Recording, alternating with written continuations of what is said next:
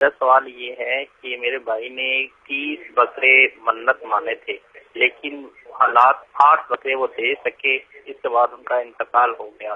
ابھی کیا وہ منت کے باقی بکرے پورے کرنے پڑیں گے؟ اور اگر نہیں کرتے تو کیا اس کا عذاب قبر ہوگا؟ قبر میں ان کو عذاب ہوگا؟ جزاک اللہ خیرہ۔ عموماً جو لوگ منت مانتے ہیں ان میں بعض صورت جو ہے وہ واجب منت کی ہوتی ہے، صحیح، اور بعض جو ہے وہ واجب نہیں ہوتی ہے۔ صحیح، تو پہلے تو یہ کہ کن الفاظ کے ساتھ مانی تھی۔ اگر تو وہ منت جو مانی تھی وہ واجب کے زمرے میں آتی ہے ٹھیک ہے، تو پھر اس منت کا ان کو پورا کرنا لازم تھا۔ صحیح، اب 30 بکروں کی منت مانی تھی تو 30 بکرے جو ہے وہ اللہ تعالیٰ کے راستے میں قربان کرنے تھے۔ صحیح، اب 7 کر کے وہ چلے گئے ہیں، صحیح، تو اب جو بقیہ 23 رہ گئے ان کے بارے میں یہ ہے کہ اگر وہ وصیت کر کے گئے ہیں، یعنی ورثاء کو وصیت کر دی تھی کہ صحیح، میرے اوپر اتنی منت ہے جو واجب ہے اور وہ میری طرف سے آپ ادا کر دینا،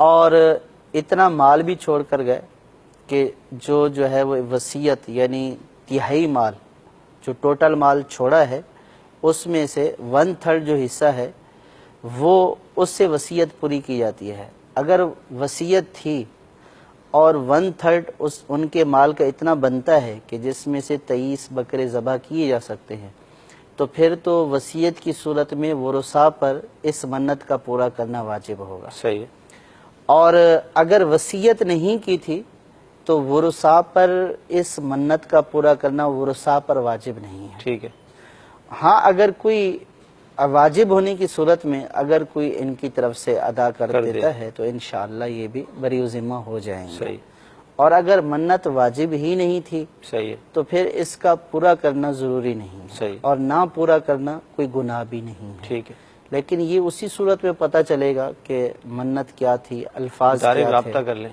ہاں یہ دارالافتاء اہل سنت سے رابطہ کر کے پوری ان کا کچھ جملہ جو تھا صحیح، یا ان کے جو الفاظ تھے وہ پتہ چلنے کے بعد ہی پتہ چلے گا کہ واجب تھی